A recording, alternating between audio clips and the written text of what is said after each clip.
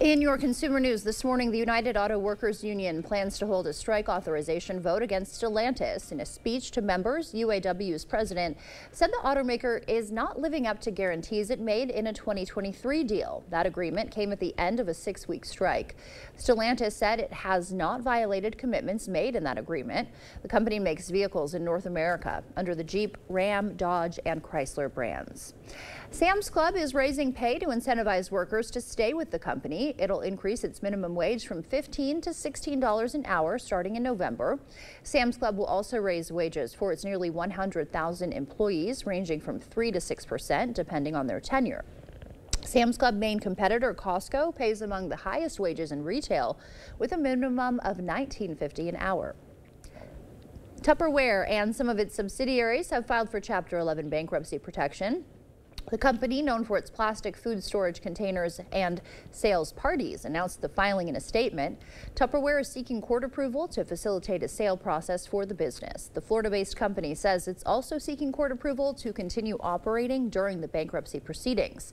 Founded in 1946, Tupperware has struggled with declining sales in recent years. Too many options these days, right? Whether you rent or are trying to buy a home, it is a difficult time right now, to say the least. Jolene Kent looks at the reasons why. For Erica Duvall in Pennsylvania's Susquehanna Township, each time her rent goes up, it hits hard. It's hard to budget when everything is constantly changing. Overall, Americans have seen their rent jump 26% since 2020. The market's been absolutely nuts. For prospective home buyers like the Enov family, prices have been prohibitively high, up 29% since early 2020. We were waiting for prices to come down or interest rates to come down, and we made the decision it's time to buy, even if it's at an inflated cost. In some areas, home buyers are facing shrinkflation. That's where you pay the same or more money for less space. In fact, the median American home size is now 126 square feet smaller than it was 5 years ago, yet it costs nearly $124,000 more. The fundamental problem, not enough homes to go around. We built fewer homes in the 2010s than in any decade going all the way back to the 1960s. And because we built so few homes, we really didn't build for the new families that would be forming. That is why we have this 4 million plus unit housing shortage. What are some of the bright spots here?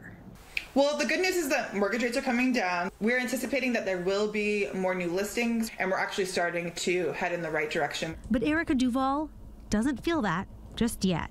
Do you feel like buying a home is within reach? No, definitely not. And I'm definitely nervous to make any sort of commitment in this economy.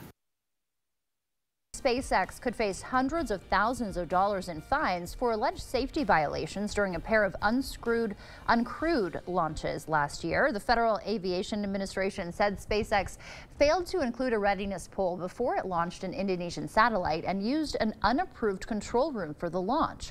SpaceX is also accused of fueling at an unapproved propellant storage facility the following month. The FAA is proposing $633,000 in civil penalties for the alleged launch license requirement violations. SpaceX has 30 days to respond.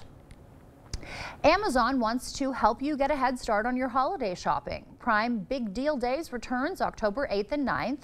The 48-hour sales event offers Prime members exclusive access to deals across a number of popular categories.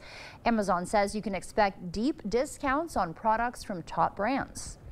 And NBA legend Michael Jordan's iconic Chicago area mansion just sold after being on the market for more than a decade. The more than 32,000 square foot home in Highland Park went for $14.8 million. When you drive up to the front gates, you'll see Jordan's longtime jersey number 23. There it is. The legendary estate features 9 bedrooms and 15.5 bathrooms. The home has an array of amenities, including a full-size basketball court and an infinity pool. Jordan built the mansion in 1995 on 7 acres of land. It is a big day today for the U.S. economy. The Federal Reserve is meeting, and it is expected to reduce interest rates for the first time in about 4 years. The stakes are just as high as the current rates, as Amy Kiley reports.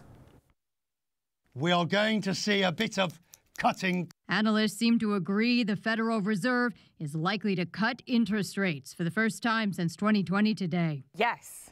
That at least I can guarantee you. The question is, by how much? The economic data argues that they go for a 1/4 of a percentage point cut. The decision to do a half would be telegraphing a much greater message. That hypothetical message could be for investors. Some worry the Fed's efforts to lower inflation could go too far and result in a recession. If unemployment is increasing, if the things are slowing down, is there a risk that by going gradually and getting this process started in a sort of patient way, you actually let the job market cool too much? That's why today's Federal Reserve meeting is high stakes for Americans. A strong economy correlates to a higher standard of living. If the Fed nails this, if they manage to cool the economy down without sort of sending it careening off a cliff, we're all going to feel that because it means the job market will stay stronger than it otherwise would. Unemployment won't shoot up as much. A more direct impact the Fed has on Americans is that rate cuts